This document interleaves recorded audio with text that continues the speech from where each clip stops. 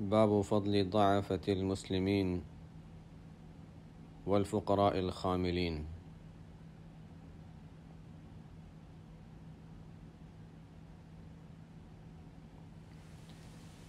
یہ ریاض الصالحین کا عنوان نمبر 32 ہے، 32 ہے۔ اس میں امام نووی رحمۃ اللہ علیہ نے جو باب قائم کیا ہے، یہ ایک بہت اہم عنوان ہے۔ پہلے بھی ہم دیکھتے رہے ہیں کہ امام نووی رحمۃ اللہ علیہ کو اللہ تعالیٰ نے بڑی دور اندیشی اور احادیث پر نظر کے ساتھ ساتھ حالات پر بھی بڑی نظر عطا فرمائی تھی۔ لوگوں میں کیا بیماریاں عام ہیں، لوگوں میں کون سی برائیاں چل رہی ہیں، ان پر بھی نظر فرماتے تھے، اور ان چیزوں کو دیکھتے ہوئے، احادیث کو دیکھتے ہوئے انہوں نے عنوانات قائم کیے اور احادیث جمع فرمائی ہیں۔ ہم خود دیکھتے ہیں کہ ہمارے معاشرے میں خود مسلمان قرآن کو پڑھنے والے، سمجھنے والے، احادیث کو سمجھنے والے، دین کا علم رکھنے والے، ان کی بات کر رہا ہوں۔ جو دین کا صحیح علم نہیں رکھتے وہ تو ہیں ہی، لیکن جو دین کا علم رکھتے ہیں ان میں بھی بڑی تعداد ان لوگوں کی ہے جو دنیا کے کسی منصب کی وجہ سے، دنیا کے مال و دولت کی وجہ سے، دنیا کے ظاہری کوئی شان و شوکت کی وجہ سے کسی کو عزت والا سمجھتے ہیں۔ ایک عجیب نظام ہے، عجیب سوچ ہے۔ حالانکہ قرآن و حدیث کی تعلیمات ایسی نہیں ہیں۔ یہ عنوان قائم کر کے امام نووی فرماتے ہیں کہ دیکھو، مسلمانوں میں اسلام تو ضروری ہے، اللہ تعالیٰ کے ساتھ تعلق ہو، دین سے تعلق ہو، جو مسلمان کمزور سمجھے جاتے ہیں، بعض لوگ کمزور ہوتے ہیں جسمانی اعتبار سے، بعض لوگ کمزور ہوتے ہیں مالی اعتبار سے، بعض لوگ کمزور ہوتے ہیں دنیا کے منصب کے اعتبار سے، ان کو کوئی منصب حاصل نہیں ہے، کوئی عزت و شہرت حاصل نہیں ہے، وہ کوئی بات کرتے ہیں تو زیادہ لوگ سننے والے نہیں ہوتے، تو ایسے لوگوں کی فضیلت، اور یہ عنوان ہی اسی پر ہے۔ ہمیں ہر عنوان پر بار بار غور کرنا چاہیے کہ امام نووی رحمۃ اللہ علیہ ہمیں کیا سبق دے رہے ہیں، اور وہ سبق اپنی جانب سے نہیں بلکہ قرآن و حدیث کی روشنی میں دے رہے ہیں۔ ہمارے گھروں کا حال دیکھیں، ہمارے باہر کا حال دیکھیں، ہم سب اکثریت کہہ سکتے ہیں کہ اس بیماری میں مبتلا ہیں۔ جہاں دیکھا کہ کوئی کمزور ہے اور اس کو دبا سکتے ہیں تو خوب دباؤ۔ ہم کسی جگہ کام کرتے ہیں اور کوئی ہمارے ماتحتی میں کام کرتا ہے تو اپنا کام ہم اس کے حوالے کر دیتے ہیں، میرا یہ کام کر دو، یہ کر دو، یہ کر دو، یہ کر دو، خود آرام۔ یہ کام ہو رہا ہے، خود آرام کرے گا انسان اور دوسرے سے کام کروائے گا۔ احادیث کی تعلیمات کیا ہیں کہ دیکھو، غلاموں سے بھی، حالانکہ غلام انسان کا اپنا خریدا ہوا ہوتا تھا اور اس سے جو کام لینا چاہتے لیتا تھا، لیکن غلاموں کے بارے میں اسلام نے یہ سکھایا کہ ان سے جب کام لو تو دیکھو، جو خود پہنتے ہو ان کو پہناؤ، جو کھاتے ہو ان کو کھلاؤ، اور ان پر ان کی استطاعت سے زیادہ، ان کی طاقت سے زیادہ ان پر بوجھ نہ ڈالو۔ کبھی زیادہ بوجھ ان پر ڈال دیا ہے، کام اگر زیادہ ہے اور ان کو زیادہ کام کا کہا ہے تو خود بھی ان کے ساتھ شامل ہو جاؤ، ان کی مدد کرو، ان کا ساتھ دو۔ کتنی خوبصورت تعلیمات ہیں۔ اور ایک ہوتا ہے بادشاہوں والا طریقہ، شاہی حکم، حاکمانہ انداز، فلانا یہ کر لے، بس اب اس کو کہہ دیا، ختم ہو گیا، جیسے اللہ تعالیٰ کا حکم آ گیا ہو اور اس کو، انسان کو وہ کام کرنا پڑے گا۔ نہیں، ہمارے آپ صلی اللہ علیہ وسلم نے جو تعلیم دی وہ یہی تھی، اور ہمارے بڑوں نے جو تعلیم دی وہ یہی ہے کہ کسی کو کام کا کہا، اچھا چلو مل کے کر لیتے ہیں، تھوڑا سا تو ہاتھ بٹا دے، تھوڑا سا ساتھ شامل ہو جائے۔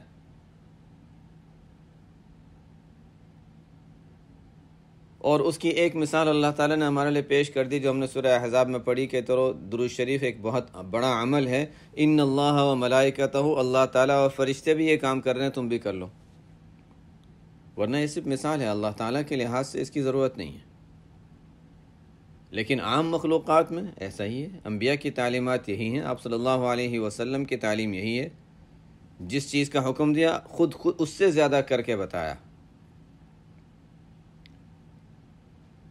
یہ نہیں کہ اچھا فلانا یہ کرے گا بس اس کو کر لینا چاہیے، ختم ہو گیا،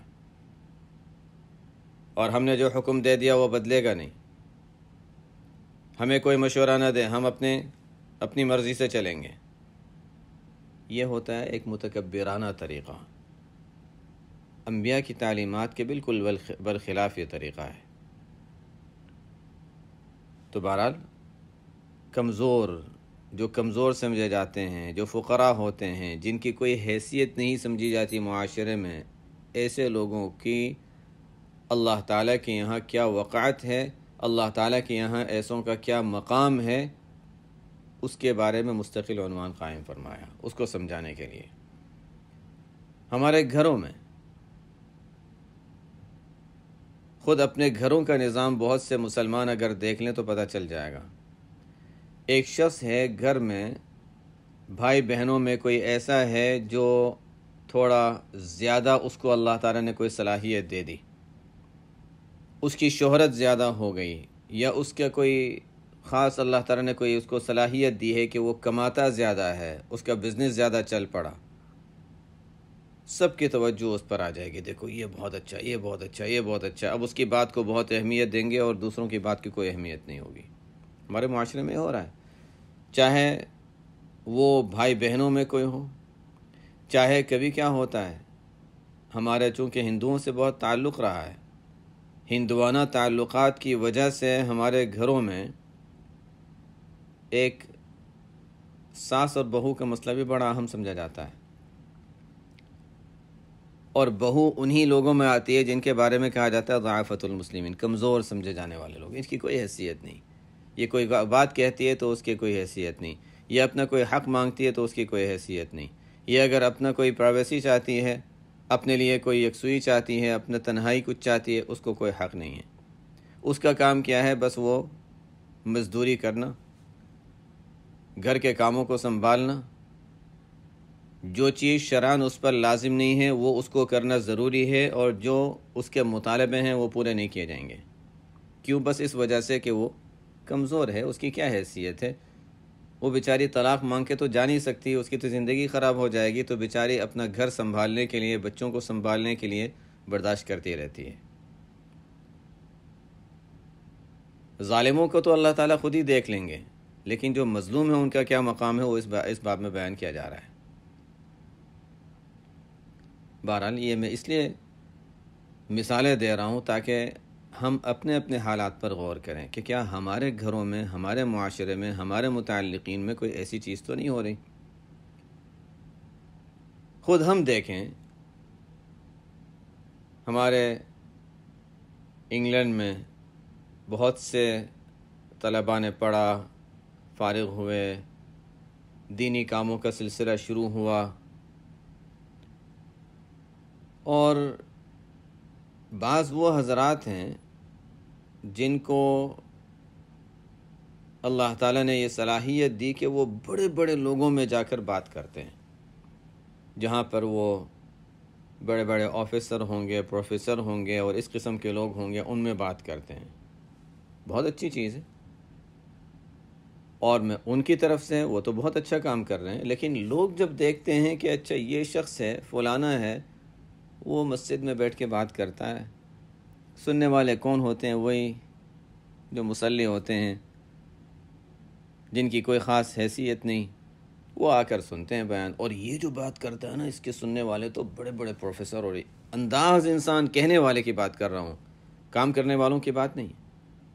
کہنے والوں کا انداز یہ بتا رہا ہے کہ وہ تو بہت اونچا مقام رکھتا ہے اور اس کی تو کوئی حیثیت نہیں ہے.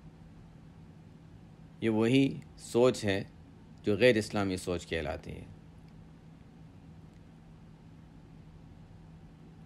حضرت شاہ اسماعیل شہید رحمۃ اللہ علیہ نے بیان فرمایا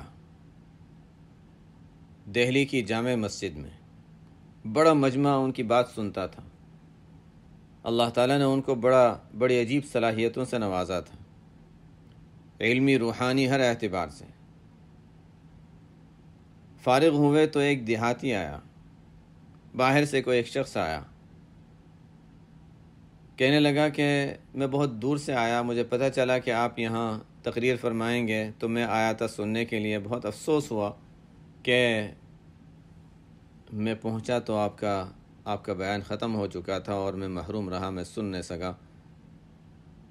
ایسی کوئی بات کہی کہ کاش مجھے پتہ چل جاتا آپ نے کیا باتیں کہی ہیں، میں بھی سن سکتا، میں بھی فائدہ اٹھاتا۔ وہیں پر پورا بیان دہرا دیا۔ اتنے مصروف انسان، بڑا مجمع ان کے ساتھ، ایک شخص کی خاطر پورا بیان دہرا دیا۔ کسی نے کہا بھی آپ ان کو ایک دو باتیں بتا دیتے ان کے لیے کافی ہو جاتا، آپ نے ایک شخص کی خاطر پوری بات پھر دہرا دی۔ تو انہوں نے جو جواب دیا وہ سننے کی بات ہے، اور یہ جس کو کہتے ہیں انبیاء کی تعلیمات سے اثر قبول کرنے والے لوگ، احادیث کو اپنے اندر جذب کرنے والے لوگ، سنت رسول اللہ صلی اللہ علیہ وسلم کو اپنے اندر جذب کرنے والے لوگ یہ ہیں۔ فرمایا کہ جس کی خاطر پہلے میں نے بات کی تھی اسی کے خاطر دوسری مرتبہ بات کی۔ پہلے بڑا مجمع تھا، اللہ کی خاطر میں بات کر رہا تھا، مجمع کے لیے نہیں کر رہا تھا۔ اس کے بعد ایک شخص تھا، اللہ تعالیٰ کی خاطر کر رہا تھا۔ پہلے بھی اللہ تعالیٰ کی خاطر کیا تھا، اللہ کی وجہ سے کیا تھا، اور اب بھی اللہ تعالیٰ کی وجہ سے کیا، مجمع سے کیا ہے۔ یہ امتحان آتا ہے انسان کا، موقع آتا ہے کہ اچھا ٹھیک ہے، ایک شخص دو جگہ پہ کام کر رہا ہے، ایک وہاں ہے جہاں پر بس ویسے ہی کمزور قسم کے لوگ، چاہے ہم کمزور میں جو بھی نام لے لیں، بہرحال کمزور قسم کے لوگ ہیں جو کچھ سیکھنے آتے ہیں، اور ایک جگہ وہ ہے جہاں پر بڑے بڑے قسم کے لوگ آتے ہیں، مالدار آتے ہیں، بزنس مین آتے ہیں۔ خود حالات ہمیں دکھا دیتے ہیں کہ انسان اس کو کتنی اہمیت دیتا ہے اور اس کو کتنی اہمیت دیتا ہے۔ اس کا مطلب یہ ہے کہ ابھی تک دینی تعلیمات، آپ صلی اللہ علیہ وسلم کی تعلیمات کا اثر ہم نے پوری طرح قبول نہیں کیا ہے۔ یہ میں بس اس لیے سمجھانا چاہ رہا ہوں کہ ہم اپنے یہ مثالیں دینے کا مقصد یہ ہوتا ہے کہ اپنے حالات پر ہم غور کریں، اپنے گھر کے حالات پہ غور کریں، ہماری جو سوچ ہے ہم اس پر غور کریں۔ ہم دوسروں کے بارے میں، چلو ہم نہیں کر رہے، ہم دوسروں کے بارے میں جب رائے قائم کرتے ہیں، فلانا، ابھی بھی یہ سب باتوں کے بعد بھی ہمارے ذہن میں جو بات بیٹھی ہوئی ہے وہ بیٹھی ہوئی ہے، فلانا اس کے فالوورز اتنے زیادہ ہیں، بہت بڑی شخصیت ہے، بہت مشہور شخصیت ہے، اللہ تعالیٰ نے بڑی قبولیت دی ہے۔ مشہور ہونا الگ ہے، قبولیت الگ ہے۔ ہم اگر سوچیں قیامت کے روز بعض انبیاء ایسے ہوں گے جن کے ماننے والوں میں کوئی نہیں ہوگا، انبیاء۔ کیا آج کل کا کوئی بڑے سے بڑا عالم اور بڑے سے بڑا بزرگ اور بڑے سے بڑا کوئی اللہ والا کسی نبی کے مقام تک پہنچ سکتا ہے؟ ہم مانتے ہیں کہ نہیں پہنچ سکتا۔ جب نہیں پہنچ سکتا تو ہم پھر کیا کہیں گے؟ آج کل کا کوئی بڑے سے بڑا ہو، بہت مشہور ہو اور بہت زیادہ دین کا کام کر رہا ہو، جس کو ہم سمجھتے ہیں کہ اچھا بہت زیادہ اس کو مقبولیت حاصل ہے۔ کیوں ہم سمجھتے ہیں؟ اس لیے کہ مجمع زیادہ، اس وجہ سے نہیں کہ اس کے اعمال اچھے ہیں، اس وجہ سے کہ اس کا مجمع زیادہ ہے۔ یہ ہماری سوچ ہوتی ہے، مجمع زیادہ ہے۔ ایک بات کر دے تو لوگ سننے والے پوری دنیا میں پہنچا دیتے ہیں اور ان کا بڑی شہرت ہے۔ پھر ہمارے سامنے وہ نبی کو پیش کیا جائے جن کے ماننے والے تھوڑے سے تھے یا نہیں تھے، ایک دو تھے، ایسے بھی تو ہوں گے۔ تو ہم کیا فیصلہ کریں گے؟ کون بہتر ہے؟ ظاہر ہے ایک ایمان کی وجہ سے ہمیں کہنا پڑے گا نہیں، نبی کا مقام تو اونچا ہے۔ یہ ہمارے لیے ایک مثال ہے کہ آج کل کے یہ دجالی دھوکے میں ہم نہ آئیں۔ دنیا کے مال و دولت کی وجہ سے، دنیا کی شہرت کی وجہ سے، دنیا کی عزت کی وجہ سے، بڑے لوگوں میں بیٹھنے کی وجہ سے، بڑے مجمع کے ساتھ بڑے مکانات ہونے کی وجہ سے، اونچے محلات ہونے کی وجہ سے ہم کسی کو افضل نہ سمجھیں۔ اور کسی کے جھونپڑے میں، خیمے میں، غربت میں رہنے کی وجہ سے، سادہ لباس میں رہنے کی وجہ سے، یا گاڑیوں میں نہیں پیدل چلنے کی وجہ سے ہم اس کو کم درجے کا نہ سمجھیں۔ یہ چونکہ بہت اہم عنوان ہے اور اہم چیز ہے، اس لیے میں اس کو سمجھانا چاہ رہا ہوں کہ ہمارے ذہنوں میں بیٹھ جائے، اور میں خود بھی چاہ رہا ہوں کہ میرے دل میں بھی یہ بات اتر جائے۔ حقیقت یہ ہے کہ انسان دھوکے میں آ جاتا ہے، غلطی میں پڑ جاتا ہے۔ قرآن کریم کی ایک آیت ہے، بڑی عجیب آیت ہے،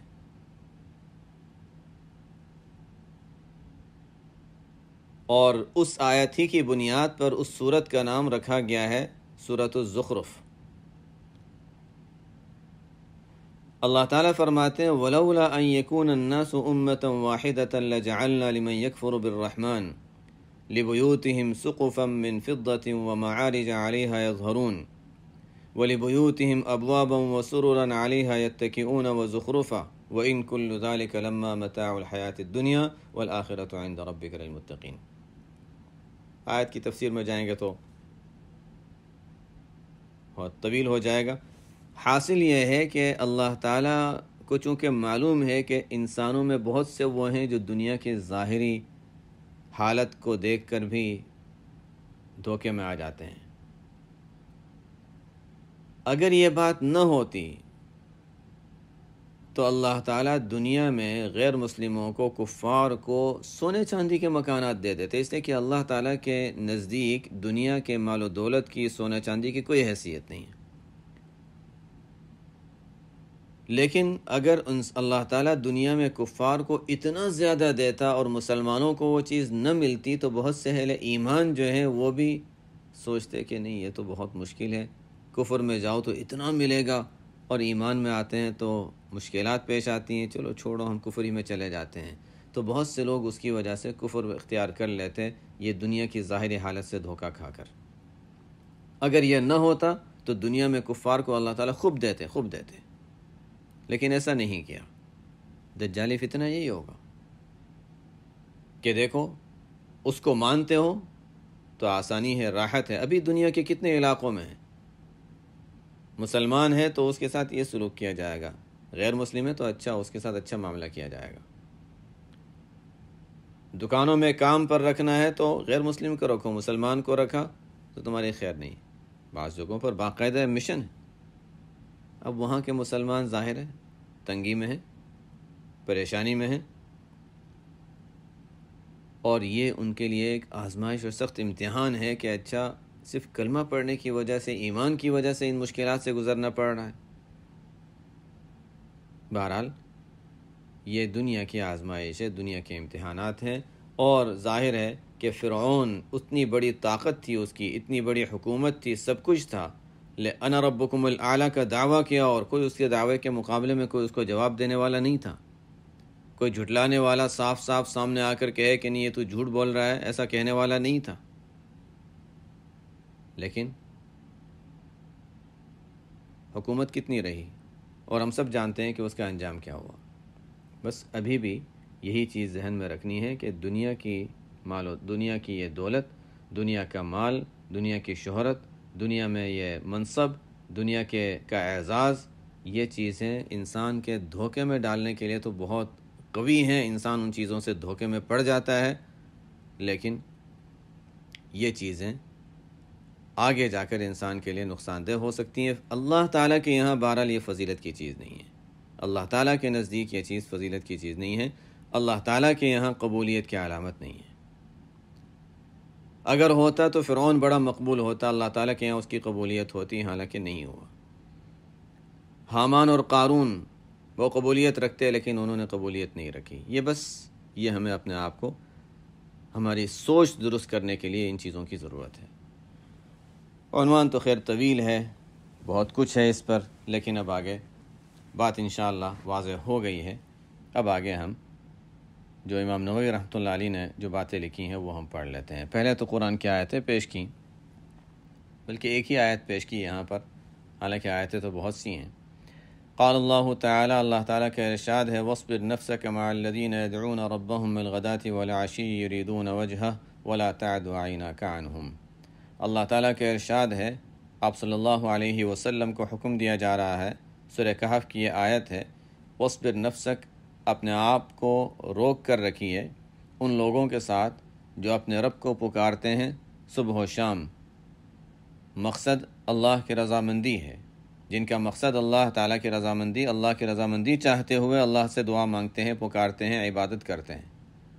اور ایک تو اب صلی اللہ علیہ وسلم کو حکم دیا جا رہا ہے وَاصْبِرْ نَفْسَک، اپنے آپ کو ان لوگوں کے ساتھ روک کر رکھیے، اپنے ساتھ اپنے آپ کو ان کے پاس رہنے دیجیے۔ مطلب یہ نہیں کہ وہ آپ کے پاس آئیں، آپ ان کے پاس جا کر، وہ مسجد میں بیٹھے آپ ان کے پاس جا کر بیٹھ جائیے۔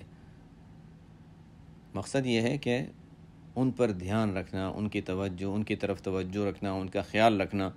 یا اللہ کے یہاں کچھ مقام رکھتے ہیں یہ لوگ۔ وَلَا تَعْدُ عَيْنَاكَ عَنْهُمْ، آپ کی آنکھیں ان سے ہٹیں نہیں۔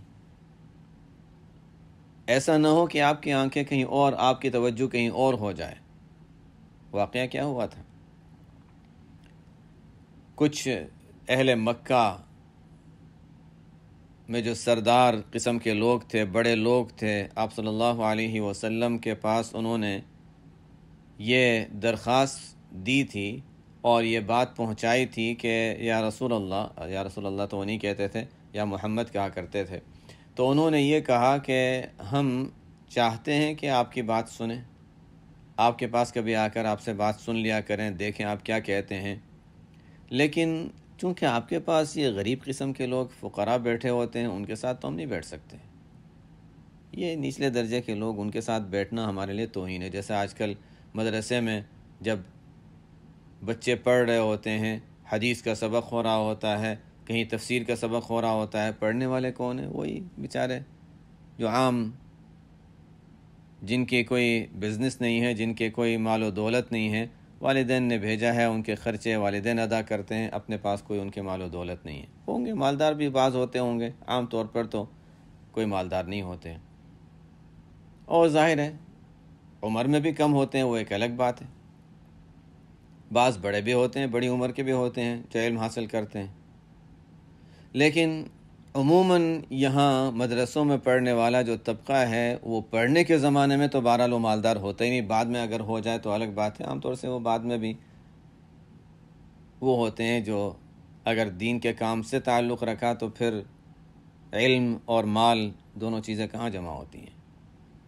بہرحال تو اب عام مجمع، مالداروں کا مجمع، وہ چاہے گا کہ نہیں ہمارے لیے علیحدہ سے کوئی جگہ بھی اچھی ہو، یہ کلاس جس میں نیچے بیٹھتے ہیں نہیں، یہ نہیں، ایسی جگہ ہو جہاں کرسیاں بھی اچھی رکھی ہوئی ہوں، مجمع اچھا ہو، ہال اچھا ہو، سجایا ہوا ہو، ایسی جگہ کوئی ہمارے لیے درس کا نظام ہو تو ہم آ کر بیٹھیں گے، اور اس میں لوگ خوشی سے آتے ہیں۔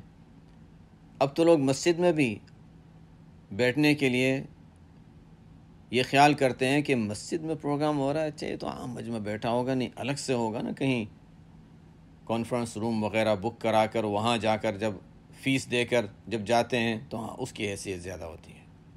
عجیب سوچ ہے۔ تو بہرحال ان لوگوں نے مطالبہ یہ کیا کہ آپ ان غرباء کے ساتھ جب ہوتے ہیں تو ہم آپ کے پاس بیٹھنا نہیں چاہتے، کچھ وقت ہمارے لیے علیحدہ سے ہو۔ نبی کریم صلی اللہ علیہ وسلم نے کوئی جواب نہیں دیا تھا ابھی تک۔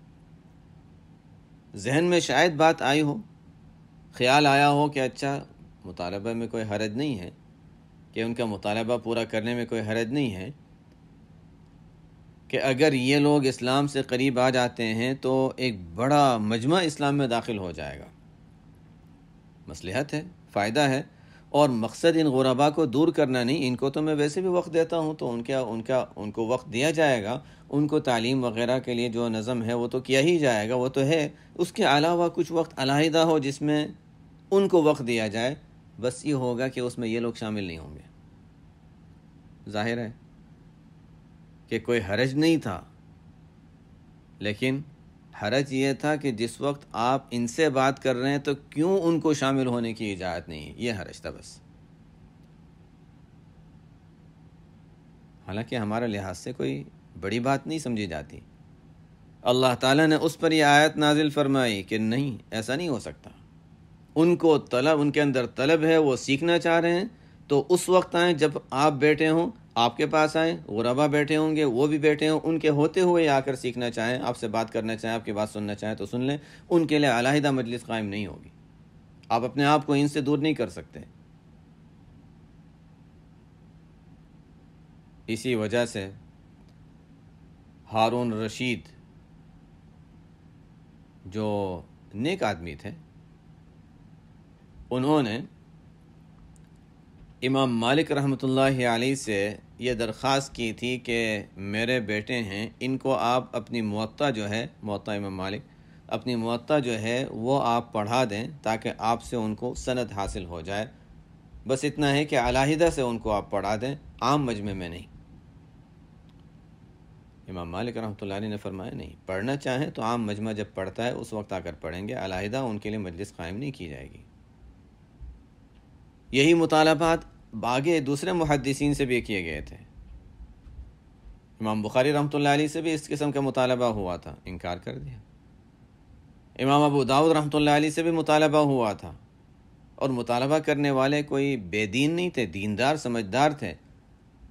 کبھی ہوتا ہے انسان کی سوچ ہوتی ہے، یا کبھی ظاہری لحاظ سے دیکھیں تو ضرورت بھی ہوتی ہے، ظاہری لحاظ سے کہ حاکم وقت ہے، اس کے بیٹے آ کر بیٹھ رہے ہیں عام مجمع میں، تو ٹھیک ہے آ کر بیٹھ جائیں گے، پڑھیں گے۔ لیکن کوئی کہہ رہا ہے اچھا دیکھو اپنے والد سے یہ درخواست کرا دینا، دیکھو اپنے والد سے تو ہمارا یہ فلانا کام رک گیا ہے، ہمارا یہ کام، تو وہ پڑھنے آئیں گے یا لوگوں کی سفارشیں سنیں گے، یا اگر وہ کسی کو بادشاہ وقت سے اگر مخالفت ہے، دشمنی ہے، تو پھر ان پر دشمنی نکالیں گے۔ حالات بھی تو ایسے ہوتے ہیں، کبھی کبھی مشکلات ہو جاتی ہیں۔ جو بھی تھا بہرحال منع کر دیا، امام داؤد رحمۃ اللہ علیہ منع فرمایا، علیحدہ مجلس قائم نہیں ہو سکتی، عام مجمع میں جب میں حدیث پڑھاؤں گا اس وقت وہ آ کر بیٹھ جائیں۔ ہاں علیحدہ بیٹھنا چاہیں لیکن مجمع وہی ہوگا اور ایک ہی درس ہوگا، علیحدہ درس نہیں ہوگا۔ وَاصْبِرْ نَفْسَكَ مَعَ الَّذِينَ يَدْعُونَ رَبَّهُمْ بِالْغَدَاةِ وَالْعَشِيِّ يُرِيدُونَ وَجْهَهُ۔ عجیب بات ہے، اگر اس وقت آپ صلی اللہ علیہ وسلم یہ طریقہ اختیار فرما لیتے اور اللہ تعالیٰ کی طرف سے اس کی اجازت مل جاتی، ظاہری اسباب کے لحاظ سے مکہ والے دین سیکھ لیتے اور اسلام میں داخل ہو جاتے، سب کچھ ہو جاتا، لیکن دین میں ایک غلط چیز کی بنیاد پڑ جاتی کہ اچھا مالدار الگ ہیں، فقراء الگ ہیں، مالداروں کی حیثیت الگ ہے، ان کو الگ سے علیحدہ سے ایک فضیلت دی گئی ہے کہ آپ صلی اللہ علیہ وسلم نے ان کو مستقل علیحدہ سے مجلس ان کی قائم کی، اس لیے کہ افضل قسم کے لوگ ہیں۔ یہ ایک بنیاد غلط پڑ جاتی، اس غلط بنیاد کو شامل بنیاد پڑھنے ہی نہیں دیا، اللہ تعالیٰ نے شروع ہی سے منع فرما دیا کہ ہو نہیں سکتا۔ لیکن جیسے میں نے شروع میں بتایا کہ ابھی تک ہے، ابھی تک یہ چیز ہے، اور ہمارے سوچوں میں یہ چیز اتنی ذہن کی گہرائیوں میں ایسی یہ بات بیٹھی ہوئی ہے کہ نکلتی نہیں ہے۔ اللہ کرے کہ اب نکل جائے۔ جب کسی کو شہرت والا دیکھیں، عزت والا دیکھیں، مال والا دیکھیں، تو یہ نہ سوچیں کہ دیکھو یہ ایک فضیلت کی چیز ہے۔ بڑوں سے کبھی کبھی یہ بات سننے میں آتی ہے کہ دیکھو وہ وہاں گئے تو بڑا مجمع ساتھ تھا، کتنی مقبولیت اللہ کے یہاں مقبولیت ایک الگ ہی چیز ہے، وہ مجمع کے ساتھ اس کا تعلق نہیں ہے۔ شیخ الحدیث صاحب رحمۃ اللہ علیہ، شیخ الحدیث مولانا زکریہ رحمۃ اللہ علیہ کا واقعہ مشہور ہے، حضرت والد صاحب رحمۃ اللہ علیہ بھی سنایا کرتے تھے۔ کراچی میں جب مکی مسجد میں تشریف فرما تھے، بڑا مجمع ملاقات کے لیے کہ اچھا شیخ رحمۃ اللہ علیہ تشریف لائے ہیں، مصافحہ کرنا ہے، اور مصافحہ سے کسی کو منع نہیں کیا جاتا تھا، مصافحہ کرنے والے مصافحہ کر لیں، اور لمبی لائن ہوتی تھی، بہت لمبی لائن ہوتی تھی، ہزاروں کا مجمع ہے جو ملاقات کرنا چاہ رہے ہیں، مصافحہ بس ایک مرتبہ مصافحہ ہو جائے۔ شیخ رحمۃ اللہ علیہ مصافحہ کے لیے ہاتھ بھی رکھا ہوا ہے، لوگ مصافحہ بھی کر رہے ہیں اور روتے جا رہے ہیں۔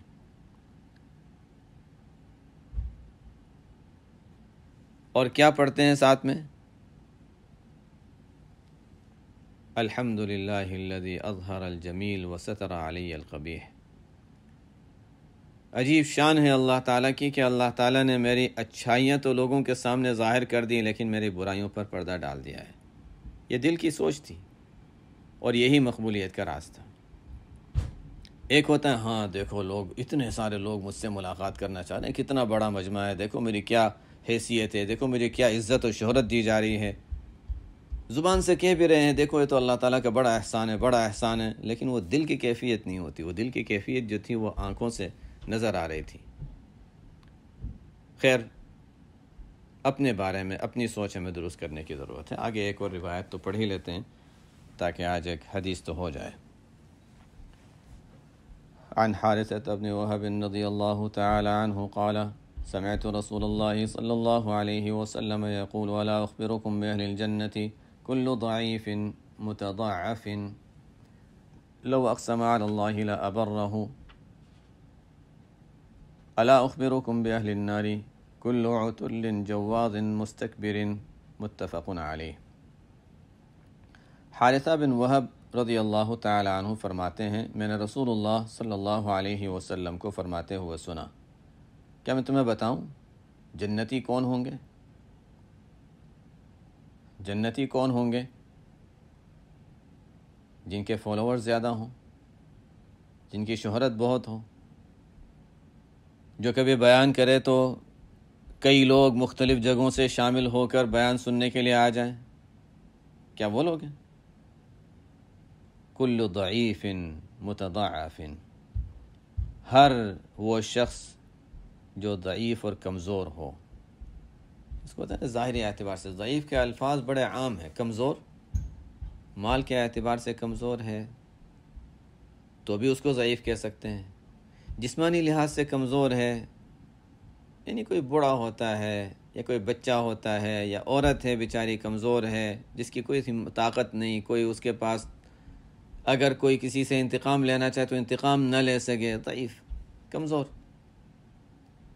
بس برداشت کرتے رہو ضعیف۔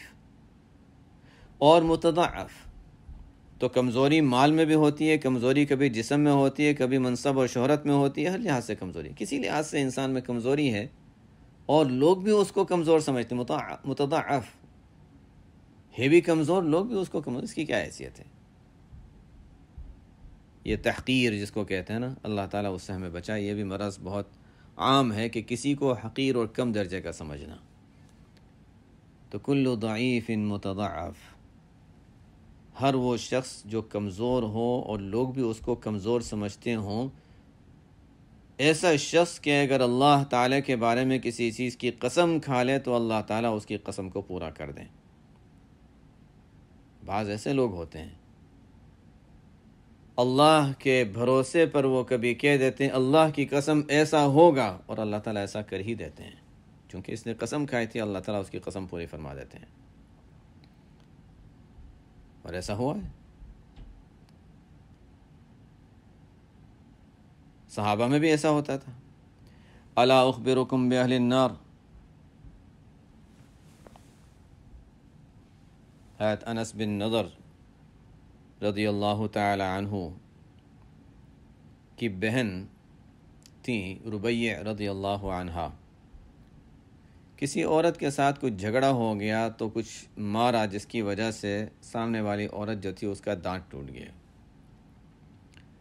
مقدمہ آیا، قرآن کا حکم ہے دانت کے بدلے میں دانت، قصاص ہوگا، دانت کے بدلے میں دانت توڑا جائے گا۔ تو انس بن نضر رضی اللہ تعالی عنہ سمجھایا، انہوں نے بھی سمجھایا، خاندان کے لوگوں نے ظاہر ہے کتنی کوشش کی ہوگی کہ اچھا وہ معاف کر دیں، کچھ پیسے لے کر معاف کر دیں، صلح کرا لیں، کچھ کر لیں، نہیں، ہمیں تو قصاص چاہیے، ہمیں تو دانت توڑوانا ہے، قصاص ہوگا۔ سمجھایا، نہیں سمجھ رہے تھے۔ نبی کریم صلی اللہ علیہ وسلم کی خدمت میں واقعہ حالات آئے، مقدمہ پیش ہوا تو آپ صلی اللہ علیہ وسلم نے انس بن مالک رضی اللہ عنہ الگ ہی، انس بن نضر رضی اللہ تعالی عنہ سے یہ کہا کہ یہ تو قصاص کا مطالبہ کرتے ہیں اور قصاص ہی ہوگا، تمہاری بہن سے قصاص لیا جائے گا۔ انس بن نضر رضی اللہ عنہ نے عرض کیا کہ یا رسول اللہ، میری بہن ربیع کا دانت توڑا جائے گا؟ اللہ کی قسم اس کا دانت نہیں توڑا جائے گا۔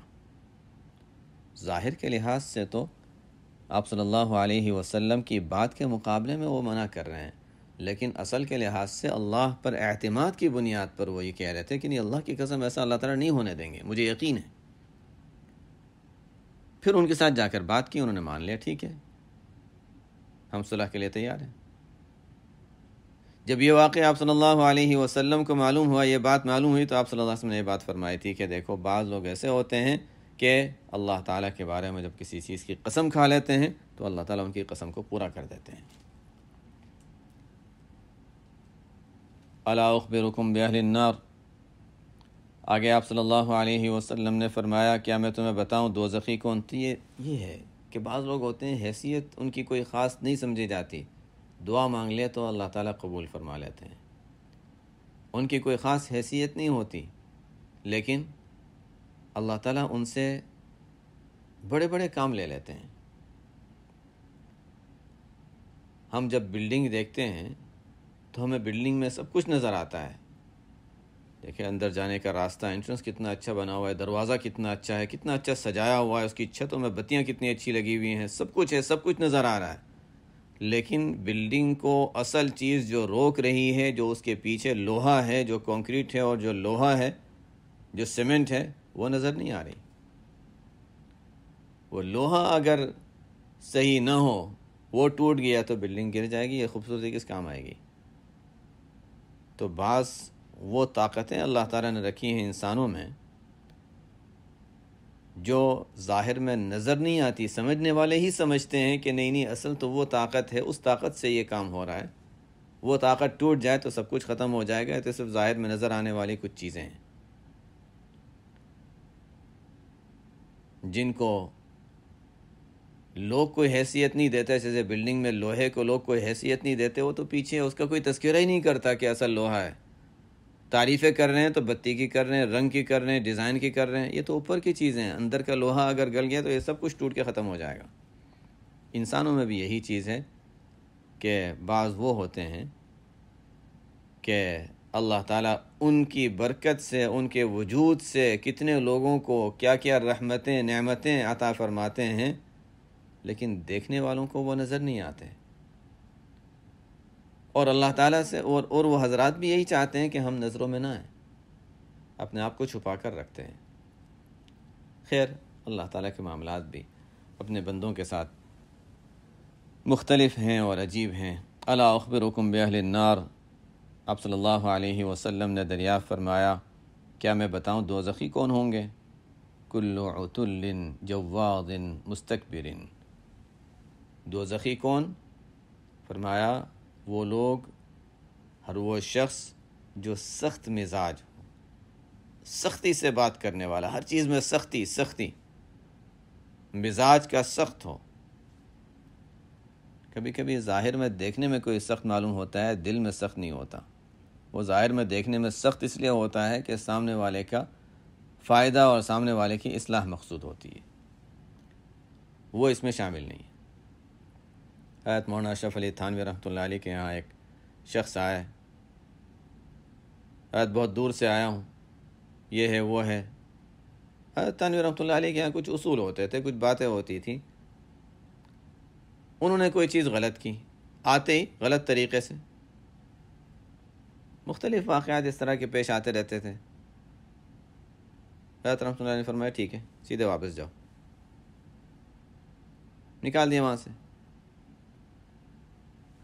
لیکن اس طرح کا کبھی واقعہ پیش آتا تھا، فرماتے تھے کہ کبھی ایسی کوئی چیز پیش آتی ہے، میری راتوں کی نیند اڑ جاتی ہے، میں سو نہیں سکتا ہوں، لیکن کیا کروں، لوگوں کی اصلاح بھی تو میرے ذمہ ہے، تو اصلاح کے لیے مجھے کرنا بھی پڑتا ہے، لیکن اس کی وجہ سے خود اپنی راحت، اپنے آرام پہ فرق آ جاتا تھا۔ یہ تھا دل کی کیفیت ہوتی ہے، ظاہر میں نظر آتا تھا بڑے سخت۔ صرف مثال دے رہا ہوں، بہرحال آگے چلتے ہیں۔ تو عتل کے معنی ہوتے ہیں جو سخت اخلاق والا، سخت مزاج والا ہو۔ جواز کے معنی ہوتے ہیں بد اخلاق۔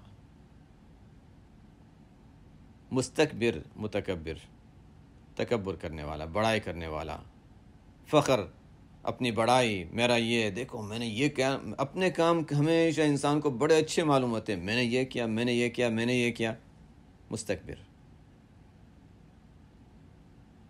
اللہ تعالیٰ ان بد اخلاقیوں سے، یہ دوزخیوں والے مزاج سے اللہ تعالیٰ ہم سب کی حفاظت فرمائے، اور جو جنتیوں والا مزاج ہے کہ اپنے آپ کو انسان اللہ تعالیٰ کے سپرد کر دے، شریعت کے احکام کے حوالے کر دے، اور اخلاق میں انسان نرمی اور حسن اخلاق اختیار کرے، یہ جنتیوں والا مزاج ہے۔ اللہ تعالیٰ وہ مزاج ہم سب کو عطا فرمائے، اپنی رضا نصیب فرمائے، اور ان باتوں پر اللہ تعالیٰ ان باتوں کے ہمیں سمجھ بھی عطا فرمائے، عمل کی توفیق عطا فرمائے۔ سبحانک اللہم و بحمدک، اشہد ان لا الہ الا انت، استغفرک و اتوب الیک۔